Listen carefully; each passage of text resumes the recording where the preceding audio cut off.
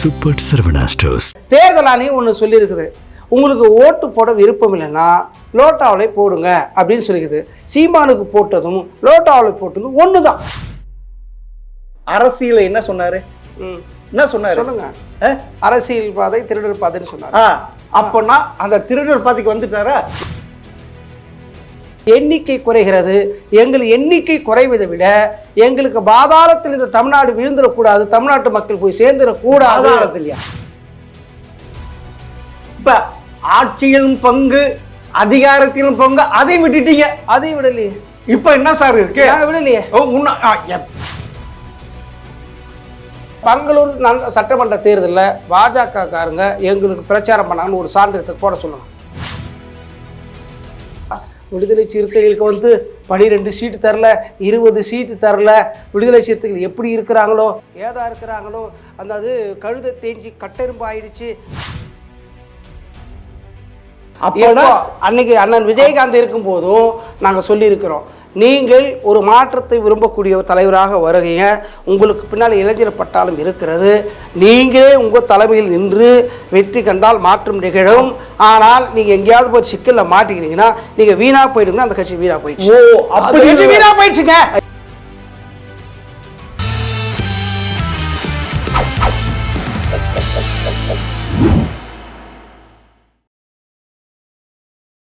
GeM TV நேயர்களுக்கு வணக்கம்.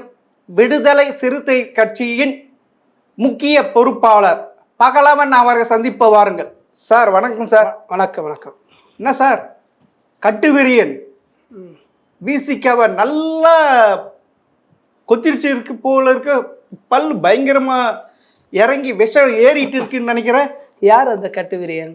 இது என்ன சார் உங்களுக்கு தெரியல? தெரியலையே. கட்டுவிரியன் யாரும் தெரியல. நாங்கள் ஒருத்தருக்கு கட்டுவிரியன் பேர் வச்சு. இல்ல இருங்க, அது திருமாவளவன் சாரு விசிகாவை 2016 மக்கள் நல கூட்டணியும் போது அப்படி சொன்னார். திமுகவை கட்டுவெறியன், அதிமுக கண்ணாடி வெறியன். இப்ப நீங்க கட்டுவெறியன் கூட சேர்த்துட்டீங்க. இப்ப பட்டுன்னு குத்திருச்சு. அதாவது ஒரு கூட்டணியிலிருந்து வெளியே இருக்கிற போது மற்ற கட்சிகளை அல்லது எதிரணியில் இருப்பவர்களை விமர்சனம் வைப்பது என்பது தமிழக அரசியல் வரலாற்றில் அரசியல் களத்தில் நீண்ட நெடிய காலமாய் தொடர்கிற ஒன்று. எதிரணியில் இருப்பவர்கள் எதிர்கணிய கட்சியாக இருக்கிற போது அந்த விமர்சனங்கள் இருக்கும். உங்களுக்கு இல்லை. அதாவது அன்னைக்கு பேச்சுக்களை இன்னைக்கு எடுத்து சொல்வது சரியல்ல. அதன் பிறகு நாங்கள் தொடர்ந்து கிட்டத்தட்ட 15 ஆண்டுகளுக்கு மேலாக நாங்கள் தொடர்ந்து பயணித்து கொண்டு இருக்கிறோம். எங்களுக்கு இப்போது எந்த நெருடும் இல்லை, எந்த விதமான எதிர்ப்பலையும் இல்லை. நாங்கள் சுமூகமாக சென்று கொண்டு இருக்கிறோம். அப்போது அதெல்லாம் பழசெல்லாம் மறந்துன்றீங்க. அதெல்லாம் மாற்றம் இருக்குது. அப்புறம் ஒரு குழந்தை இருக்குன்னு சொன்னா, ஒரு குழந்தை பிறகுதான் நடக்கத்தான் செய்யும், வளரத்தான் செய்யும். ஒரு குழந்தைன்னா நவர செய்யும், வளர செய்யும், படிக்க செய்யும், திருமணம் செஞ்சுக்கொள்ள. ஏன்னா நான் குழந்தையா பார்த்தேன், நீ இன்னமும் குழந்தையாவே இருன்னு சொன்னா என்ன அர்த்தம்? அது அதாவது அப்படி இல்லையே. 1989 இருந்து 1999 வரைக்கும் திருமா அவர்கள் போட்டியிடமா இருந்தார். அப்ப அரசியல என்ன சொன்னாரு? என்ன சொன்னாரு சொல்லுங்க. அரசியல் பாதை திருடர் பாதைன்னு சொன்னாரு.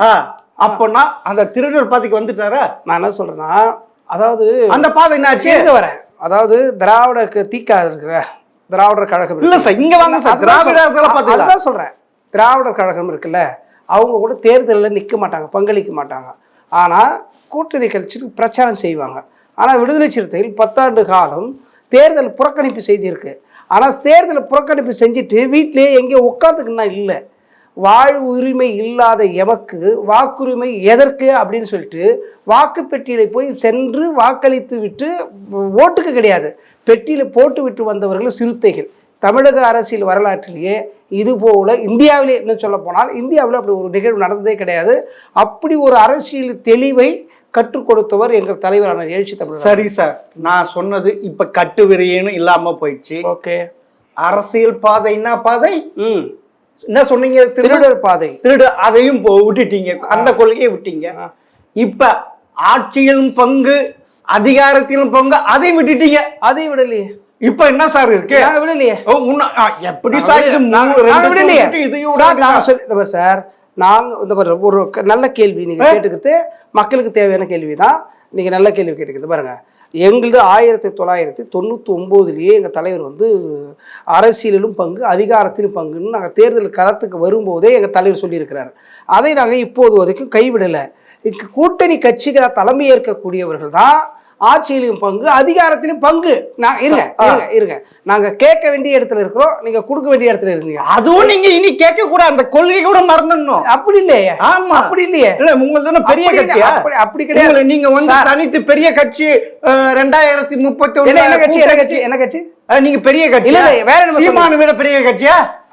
சீமானை விட பெரிய கட்சி உங்களுக்கு? சீமானை விடவா? ஆமா சார், சீமாட்டி விட பெரிய கட்சி சார் எங்க கட்சி. எப்படி சார் அது? எங்களுக்கு சீமாட்டி விட பெரிய கட்சி இல்ல. அவரது வாக்கு சதவீதம் எவ்வளவு?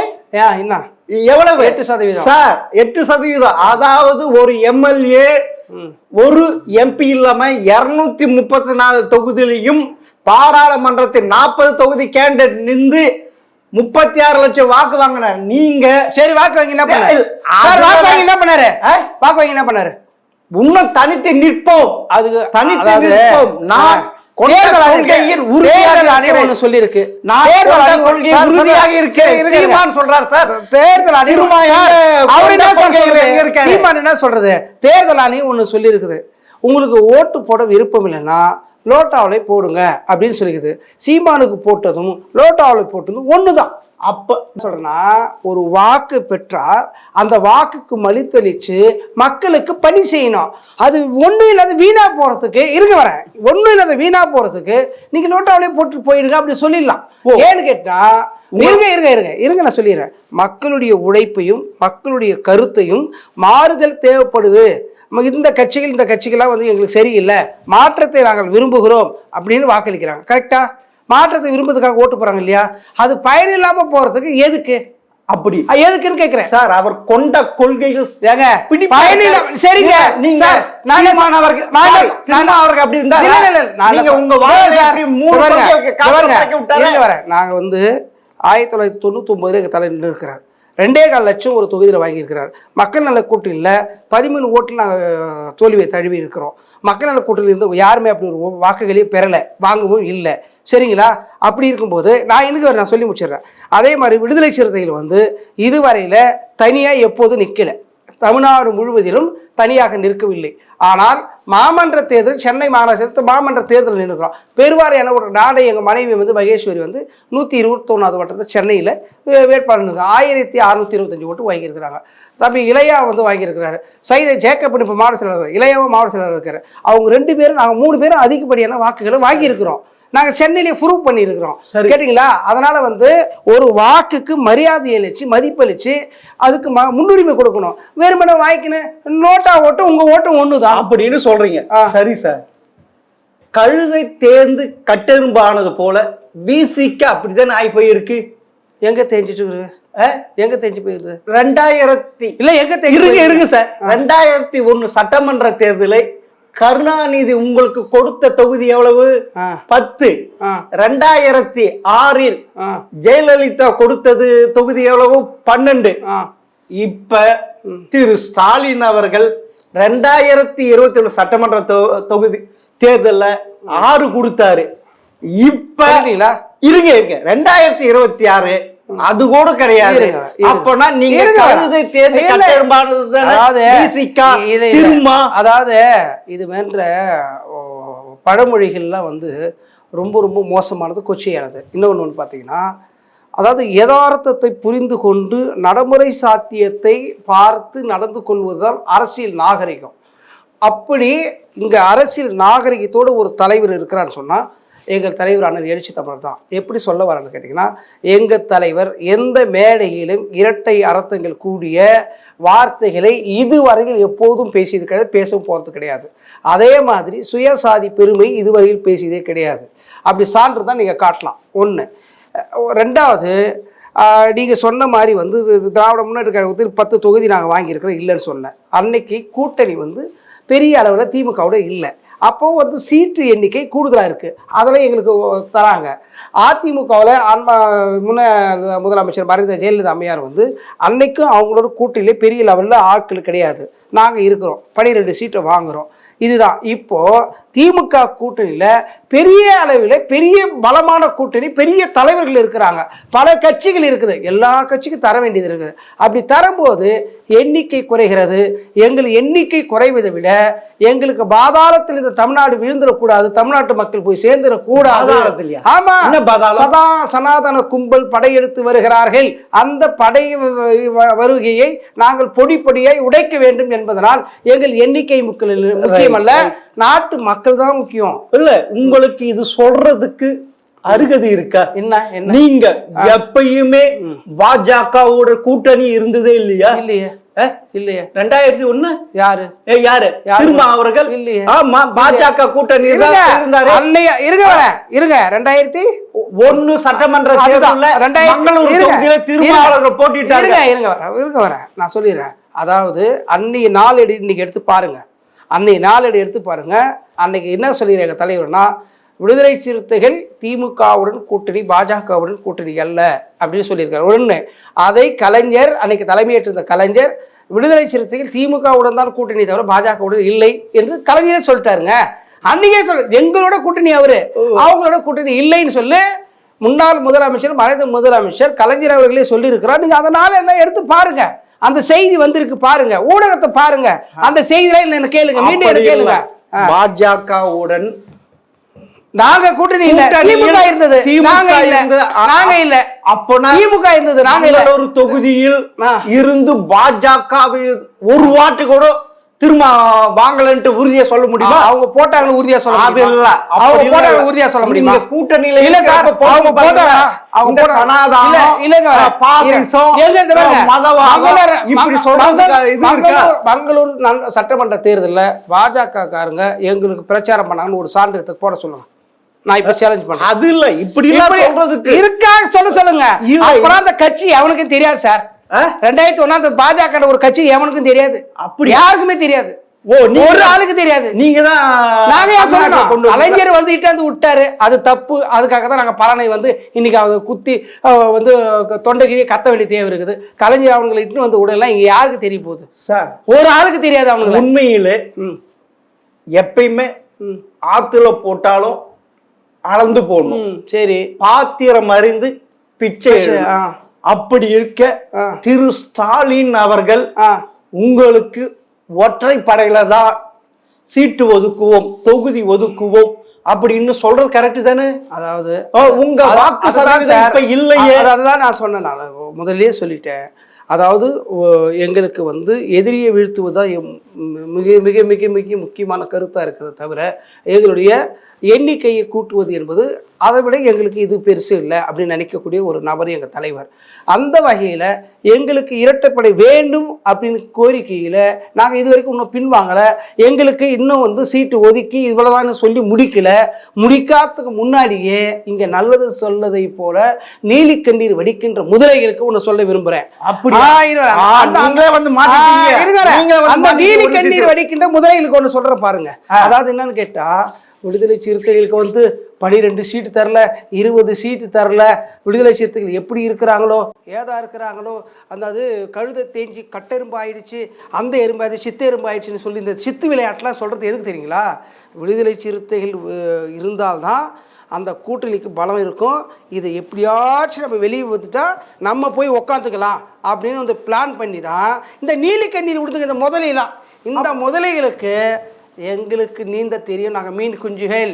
புரட்சியர் அம்பேத்கர் ஒன்று சொல்லியிருக்கிறாரு, காற்றாற்று வெள்ளத்தில் அடித்து போகின்ற கரைந்து போகிற களிமண் அல்ல நாங்கள், அந்த காற்றாற்று வெள்ளத்தினுடைய திசை போக்கிய வழித்து அப்படியே திசை மாற்றம் செய்கிற கற்பாறை என்று. அதனால் விடுதலை சிறுத்தைகள் வந்து கற்பாறை, எங்களை யாரும் வந்து திசை மாற்றம் செஞ்சிட முடியாது. அந்த நீலி கண்ணீருக்கு ஒன்றும் நடக்காது சார். 2 நாளைக்கு முன்னே திருமா அவர்கள் விஜய்க்கு ஒரு இது சொன்னாரு. சரி, அது என்ன? அது நீலக்கண்ணீரா? யாரு? விஜய்க்கு ஒரு இது சொன்னாரு.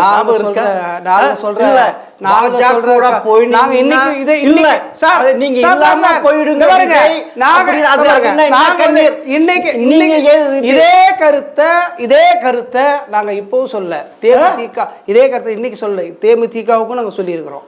அப்போனா அன்னைக்கு அண்ணன் விஜயகாந்த் இருக்கும் போதும் நாங்கள் சொல்லியிருக்கிறோம், நீங்கள் ஒரு மாற்றத்தை விரும்பக்கூடிய ஒரு தலைவராக வருகிறீங்க, உங்களுக்கு பின்னால் இளைஞர் பட்டாளம் இருக்கிறது, நீங்களே உங்கள் தலைமையில் நின்று வெற்றி கண்டால் மாற்றம் நிகழும். ஆனால் நீங்கள் எங்கேயாவது போய் சிக்கலில் மாட்டிக்கிறீங்கன்னா நீங்கள் வீணா போயிடுங்கன்னா அந்த கட்சி வீணா போயிடுச்சு. வீணா போயிடுச்சுங்க. எங்க தலைவர் சொன்னது, எங்க தலைவர் சொன்னது தேமுதிகவுக்கு சொன்னது நடந்து போச்சு. அதே போலவே தம்பி விஜய்க்கும் எங்க தலைவர் அறிவுரை சொல்லிக்கிறார், அன்பாக சொல்லிக்கிறார், அடிப்படையை சொல்லிக்கிறார். விஜய் வந்து தமிழ்நாட்டில் இருக்கிற கட்சிகளிலேயே ஒரு கட்சியை மட்டும்தான் தேர்வு செஞ்சார், அது விடுதலை சிறுத்தைகள். எந்த கட்சிக்கும் அந்த தகுதிகள் இல்லை என்று சொல்லி விஜய் முடிவு செய்தார். வேற எந்த கட்சியும் கூப்பிடல, வேற எந்த கட்சிக்கும் தகுதி இல்லைன்னு சொல்லி விஜய் முடிவு பண்ணியிருந்தார். அதே போலவே தமிழ்நாட்டு அரசியல் தலைவர்களே விஜய் வந்து முதலாக பிறந்த நாள் வாழ்த்து சொன்னது எங்க தலைவருக்கு தான், வேற யாருக்கும் சொல்லல. அந்த அளவுக்கு எங்க தலைவர் மீது தனிப்பட்ட முறையிலே அவர் பற்றும் பாசமும் எங்களுடைய தலைவருடைய கொள்கையை தெளிவாக புரிந்து வைத்திருக்கிறார் விஜய். சரி, அதனாலதான் எங்க கட்சி மட்டும் தேர்வு செஞ்சார், வேற யாரையும் கூப்பிடலையா அவரு? வேற யாரையும் கூப்பிடலையா? அதாவது ஏற்கனவே ஒரு திருமா மேல ஒரு பழி இருக்கு. என்ன? திமுகவுக்கு முட்டு கொடுக்கிறார். யாரு? திமுகவிடம் அடிமையா கிடக்கிறார். எப்படி?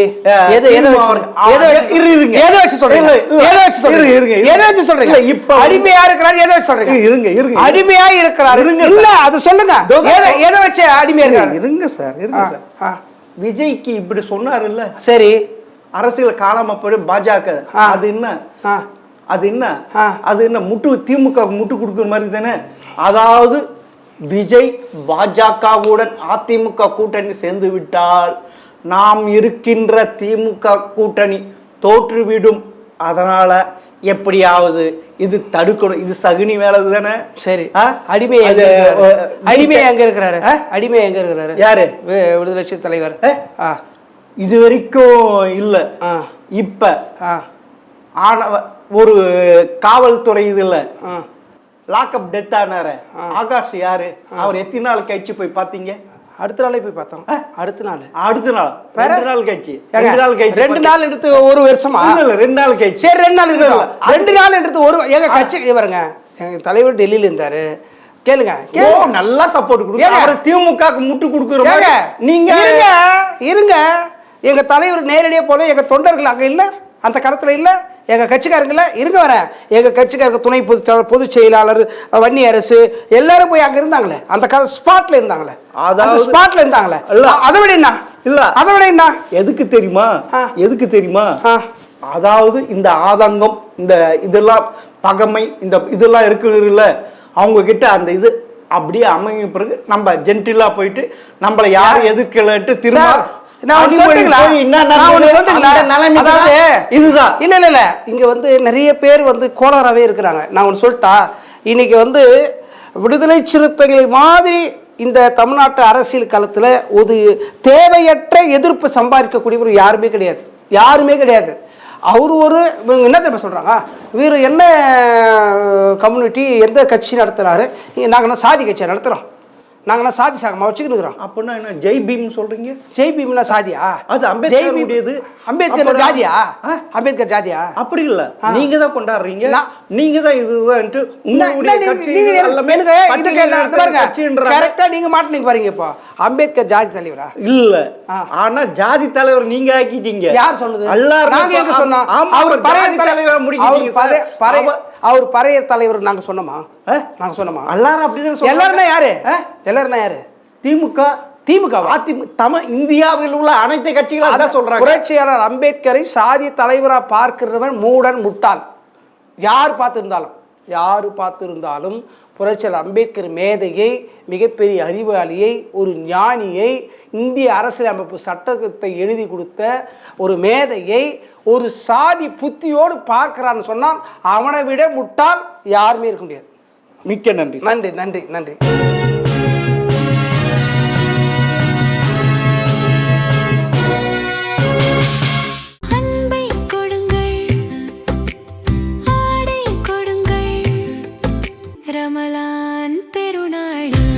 Super Sarvana Stores.